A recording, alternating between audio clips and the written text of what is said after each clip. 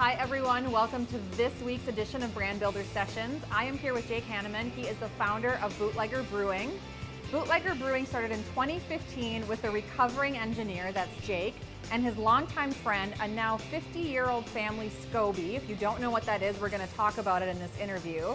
And a desire to bring some local love and quality, crafted healthy beverages to Minnesota and the Midwest. Jake started small in Apple Valley, Minnesota with a handful of 30-gallon fermenters and a lot to learn. Now, 5 years later, he has around 4,000 gallons of booch going at any one time and has solid Minnesota and Midwest distribution. Thanks, Jake, for being here. Glad to be here. Yeah. Okay, so let's just talk a little bit about your brand. We have it sitting out in front of us. Yeah. Tell us about it. These are the kind of the first. These three are what I started with. Okay. This one is new. This is the lavender. Yeah, so we got the lemonberry. I'll tell you, this is one of our top sellers here. Lavender's awesome. Yeah. It replaced the watermelon. Okay. So, but you know, these are the flavors that I started with at home. Yeah. And that's what I wanted to carry. Those are the ones that I wanted to make sure that got out there in front of people. Yeah. The lavender was kind of a happy mistake. And we use fresh lavender flowers and just steep them. I don't use extracts or... What do you use for flavoring for the rest of your products? How do you flavor them? Juice the ginger in-house. Okay. Because I couldn't match, there's nothing like fresh ginger. True. So you can't match the flavor. Yep. I use aronia berries and blueberry in here. With this one, with the lemonberry and the apple, I have I add some natural extracts to them. Yep. Just because it makes it pop. Sure. But they are flavored with cinnamon and apple for the apple. Yeah. But yeah, just juice as much as I can.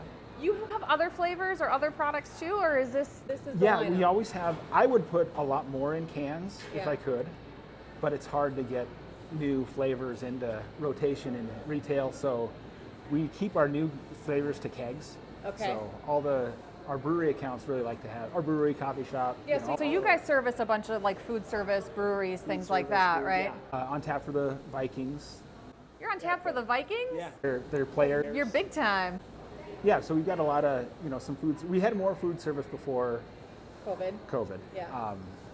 And some of those are coming back. Some of them are not going to come back because workers aren't coming back Right. to those locations. But so we do right now. We do we call it hopscotch. Okay. So it's a dry hop kombucha. So we do a Cascade and Eldorado. Does it drink like a beer or like? When you dry hop, Yeah. you get a little bitterness. Okay. But it's mostly like the floral flavors. So Nice. it tastes like it has other stuff in it, but It doesn't. it doesn't. So it's got kind of a, tropical stone fruit type Nice. taste. So playing around with those. So you get to be a little bit more creative on that side when you're doing the kegs and doing these other kinds of accounts. We do the fun ones on our the ones that I want to play around with. Yeah. That's what we do. So we had like a raspberry rose, blueberry vanilla. If you see one of those really take off, then would you think about incorporating it into your lineup ever? Yeah, or? I mean, that's what happened with the lavender. Okay.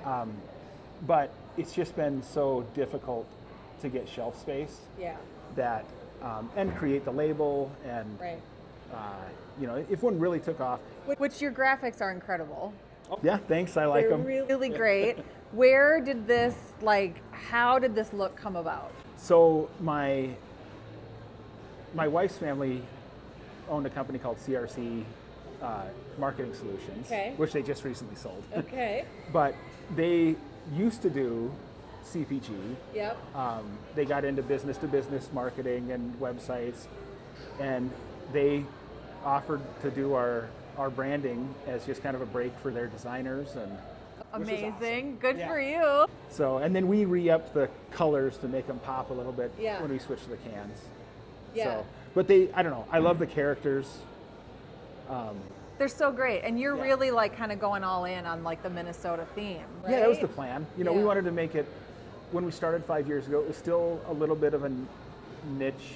You know, it wasn't quite out here in Minnesota as being really popular. It was more, I felt like all the branding was fairly similar and kind of being like Ayurvedic and more herbal health tonic. Yeah, more health drink. And I wanted to make it, you know, make it safe for everyone, approachable for guys as well as girls. So I think that, I mean, we get that comment about you a lot, about your products a lot, is that people who aren't necessarily kombucha drinkers are like, oh my God, I really like this. Do you hear that? All the time. And I wondered why, you know, because when I started this, this has been in the family for around 50 years now. Yeah. So wait, what do you mean this has been in the family for 50 years? So on the hippie biker side, they lived up in Alaska and then Hawaii, Colorado, and now it's here. So they just, they've been brewing it before. Home brewing kombucha for 50 years. Yeah. Are you the first one to commercialize it? Yes. Yeah. And it was, it tastes so much different than the other stuff that's out there. Tell me why. It's it all has to do with the culture. So it's similar to beer and wine, where you can take the same beginning ingredients and add different yeasts and flavors to it and get a completely different beer. Yeah. The yeast and bacteria that are in our culture are different than everything else. We had the opportunity to get ours genetically sequenced against 100 other breweries in the U.S. through Kombucha Brewers International. So it was kind of a study that we all agreed to give samples of our scoby and product, and then we would get our results compared to the anonymous results of the other 100. So you don't know exactly what the other brands are, how they're comparing, but you see their individual results. So we saw a fairly uniform distribution in the majority of the other brews that were out there. Right. And ours had significantly different ratios of certain bacteria, and actually had some unclassified strains of. Did you know that before this, or did you have an inkling about that, or was this like kind of a total surprise? I knew it was different, but how are you going to compare to, and genetic sequencing is expensive. Right. And to do it with ours against other brews, it wasn't something that was. Do you use that in your marketing ever, or in how you sell to retail? I do a little bit. I have the tendency with my engineering brain to go into way too much detail, specifics, and then you see people just kind of glaze over. Right. So I try and keep it somewhat simple, but the bottom line is it's a different culture. So this is why a drink's different. Yeah, it's. I think most other brews are heavier on acetic acid, which is vinegar, and it gives it that vinegar taste, and that's what most people associate with kombucha. Yes. Ours has a lower ratio of acetobacter, and a higher ratio of gluconacetabacter and some other acids that are formed that are milder. Right. So lactic, malic, glucaric, and glucuronic acids. So because of this lower, essentially vinegar content, and it drinks different than a lot of other kombuchas out there, does that affect some of the health benefits that you get from kombucha? It does. The other acids are extremely beneficial for you. Yeah. And you don't tend to get those everywhere. Because it's a slower ferment and the milder acids, I can ferment it for longer, which uses more of the sugars, so I can have a lower sugar content without it being too sour. Right. So you have the benefit of this different bacteria content, and you have a lower sugar content too. Lower sugar, and I tend to. That's a big reason I started using more herbs and low sugar fruits and extracts, is just to cut out sugar where I could. Right. And not add in fruit juice. Right. So. Which a lot of brands do. They do, and they're trying to get flavor. Yeah.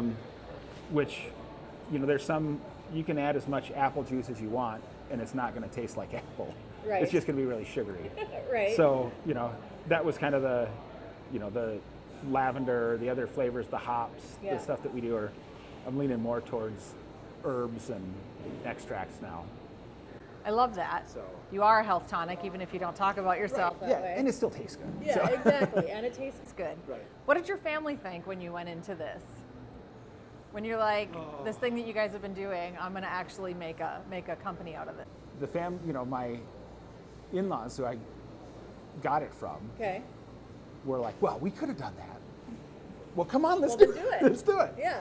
They're very supportive. Yeah. My dad had his doubts, but then, I'm sure he's fine with it now. Right. He passed away shortly after we started. He did. But yeah, everyone has been supportive, extremely supportive. Yeah. So. Why did you want to do it? I don't know, I think I always wanted to do something on my own. Yeah.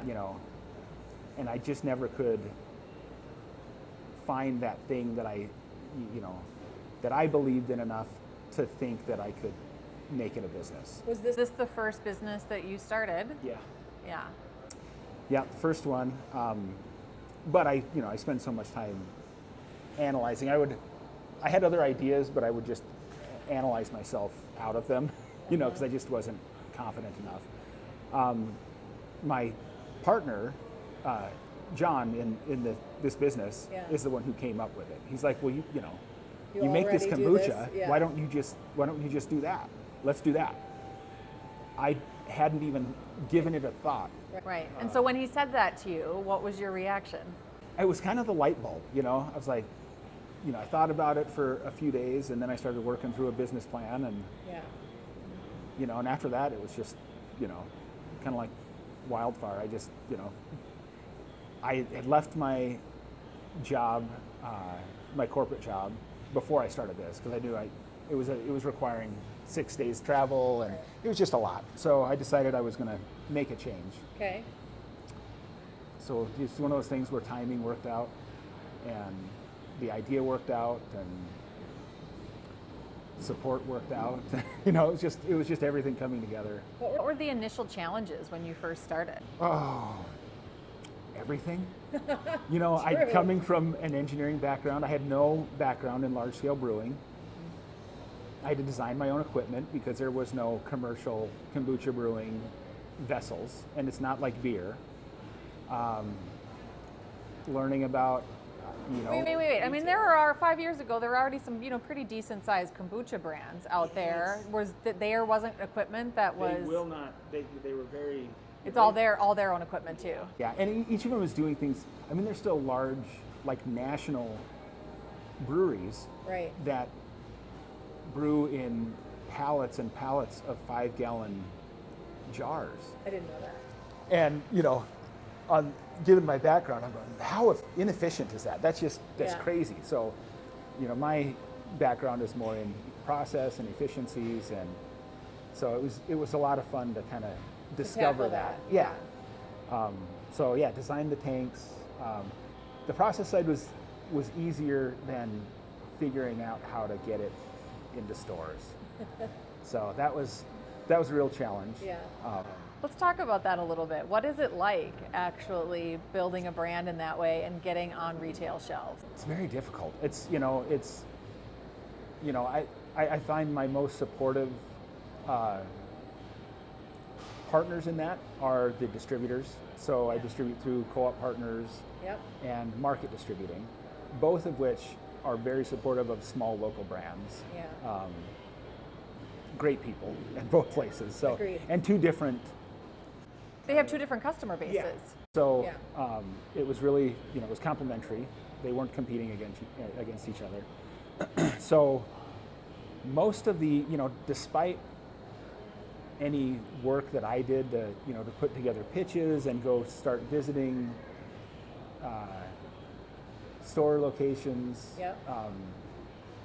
most of it came from, chance. Someone saw it or had it somewhere else and had some tie with the stores, or I was at an event and met one of the owners of Kowalski's, and they're like, well, you should have this in our store. So, And you're like, yes, you should. yeah. So most of the growth has been, organic, for lack of a better term. Good for you. So, I find that the harder I push on some things, the further it gets away. Right. When you've had to actually go in and sell it, what has been the response from buyers? It's been, product-wise, it's been great. Yeah.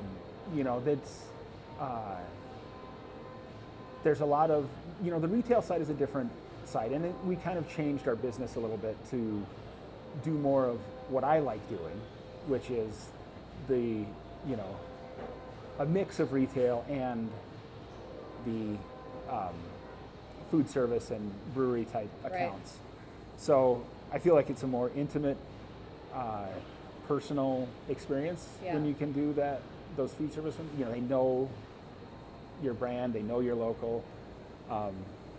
The retail is just a whole different, it's more about the volume and getting distribution, and there's a lot of cost that goes along with that. There are. I think there's a lot of cost that most brands don't consider, the markdowns or markups from the distributor, the trade spend, the getting on the shelf, the promotions, promotions. Yeah. And then, as a small brand, you're going to need to. They like you to sample, demo. That's right. So there's just a lot. There's a lot of overhead for those accounts. So and true. We're a really lean, I think most startup brands are really lean, right? You guys are operating on really slim margins. We had a call with Katie the other day, and they gave us the statistic that in your first year of getting in with them, anticipate about 25% of all your invoiced dollars going to getting on the shelf and moving off the shelf once you're there. Right. Yeah. I also we did this with. I think I took one loan. Yeah. So we're trying to do it without bringing on. You bootstrapped this whole thing, really. Yeah. So, and we've tried to keep it that way. Yeah. I think for, this might not be true for, and I would say it's probably not true for most brands out there, is I like the idea of being a regional, You don't want to be the big national brand? No, I don't. I really don't. Which is probably, I wouldn't turn it down, but it's not what I'm pushing for. Right. Why not? I just love I feel like you have there's a possibility of losing your brand a little bit there, either in quality or in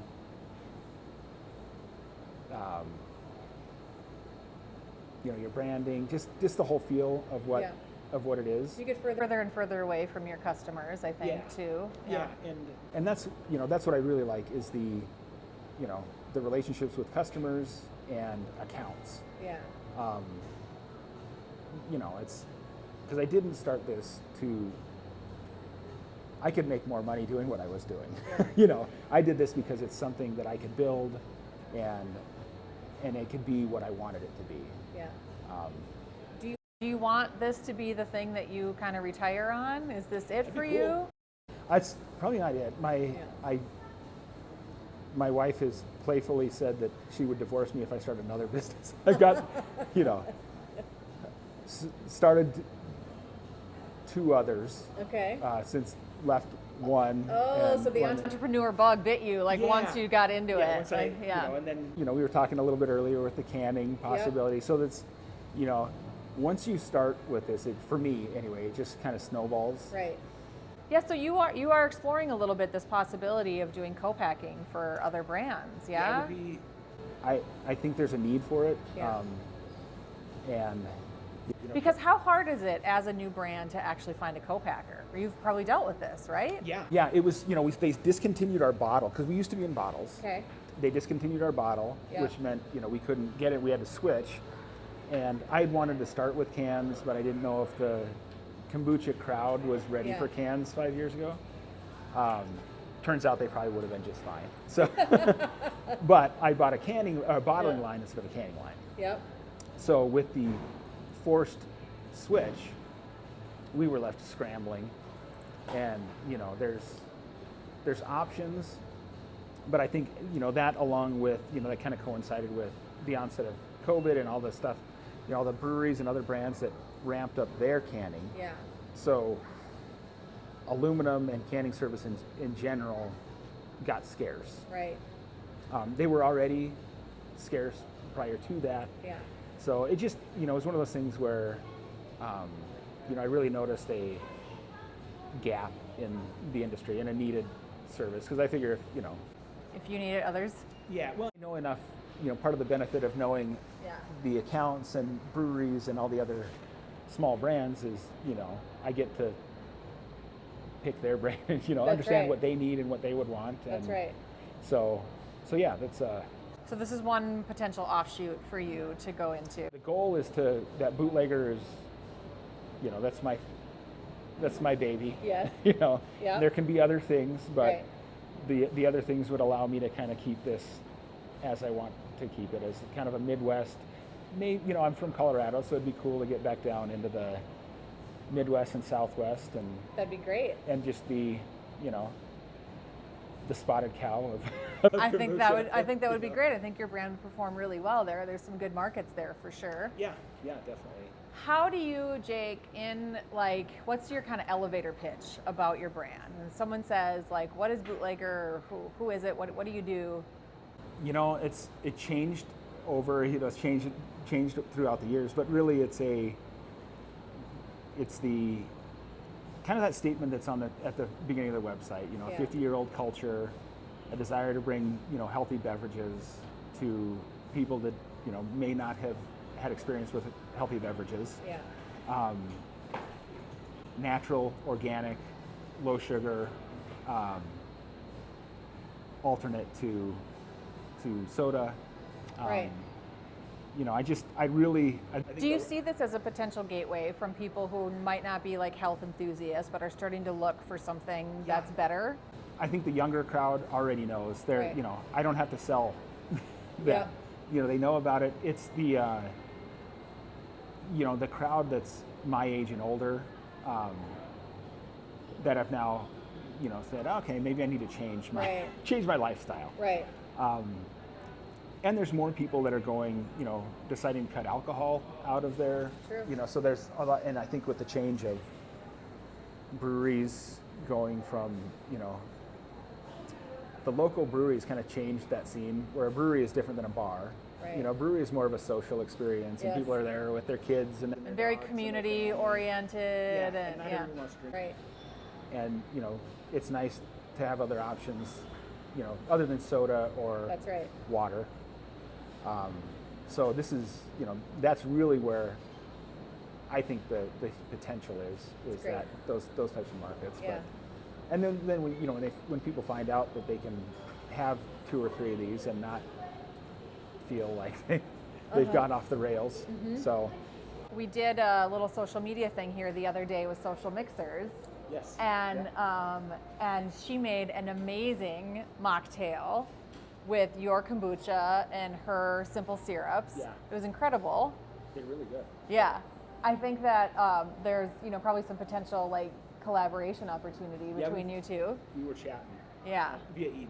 Great. We chatted here at an event, and Yeah. then through email, and mocktails are awesome. There's, And to your point, people are looking for maybe some non-alcoholic options. Yeah. Yeah.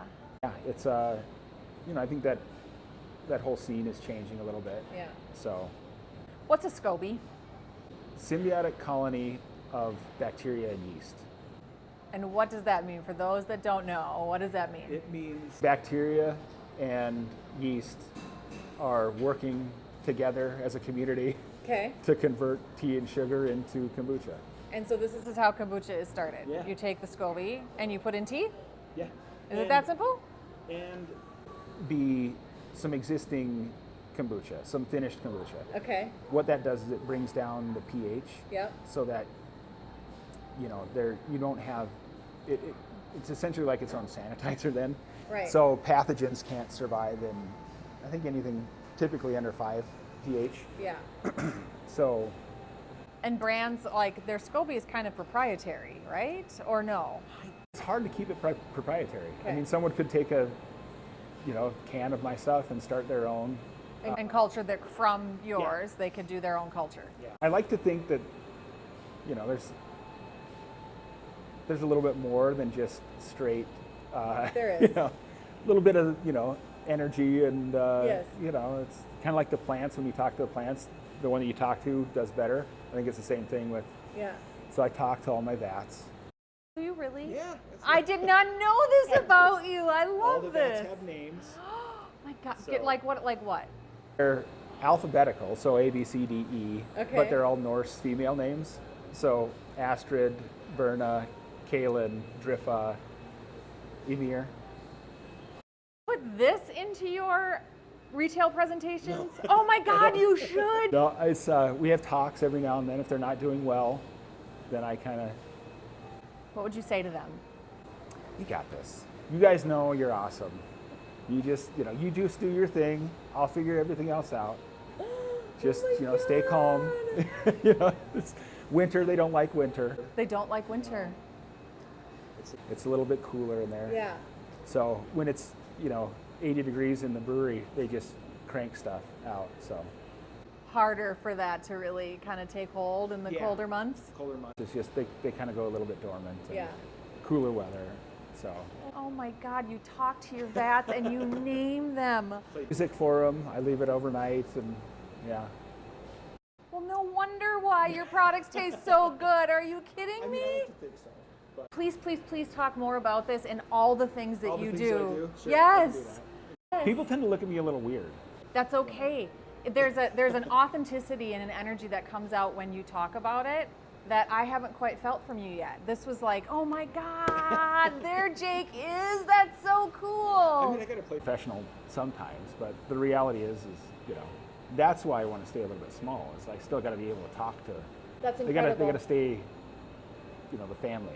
I'm so struck right now sort of by the merging or the dichotomy between this man who's an engineer and very much probably a little bit of like an analytical kind of brain.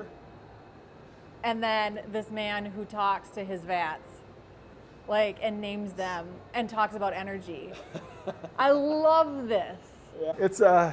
It's a little bit of a, I started, when I graduated high school, I was going to be a potter. Throw Yep. pottery. Yep. And my dad was like, no. That's not It happening. doesn't happen. You can do that on the side, which I'm totally grateful for. Because, because my brain is kind of a mix between, engineering and artist. And, Yeah. it's helped to have both. Yeah, I couldn't have created the processes and everything that I did without it, I Right. don't think. So the ability to problem solve and do it creatively, but still keep the mystical side alive with it. I love this. I love this so much. I love this so much. I think that there will be a lot of resonance there for people, and it is something that not only sets you apart, but whether you're selling a product or whether you're selling a service or whatever it might be, it is all about that connection, right? People want that real, authentic connection. I think so. Yeah, and so let us in. You share more of that with the world. I should. Yeah. So. Very Yeah, cool, so- Jake. I love you all that much more now. This is so thank cool. you. Anything else that we should know? What comes next for you? I don't know. Hopefully, continued expansion in the Yeah. Midwest. I'd like to be solid in the Yeah. Midwest, retail-wise. Right. And probably some new flavors Yeah. coming out. You Good. know, it's, You just landed a nice account, huh? yeah. Just got into all the. I think there's 9 Yeah. fresh times. Great. In Minnesota. Congratulations. So that. How many flavors? All 4. All 4. Yeah. It's a big deal. It's a big deal. Yeah. I'm excited for it, and hopefully that leads into, A bigger expansion with them. Yeah. Yeah, and we're kind of in a trial period with Whole Foods as well. In Minnesota too, or all of Midwest? Minnesota right now, Yep. with Midwest Yep. coming, last year kind of threw a hitch in everything, so For most I'm kind of brands. discounting everything before that and starting new. Yeah. Well, Yeah. Well, you're such a humble guy, but congratulations. I mean, getting Thanks. getting a relationship going with Whole Foods, with Fresh Thyme, these are big things. Congratulations. Thank you. I yeah. appreciate it. Yeah. So Well, thank you, Jake. I am so happy to have you here today. Thanks for the conversation. I loved it. appreciate it. Yeah. Thanks, Kate.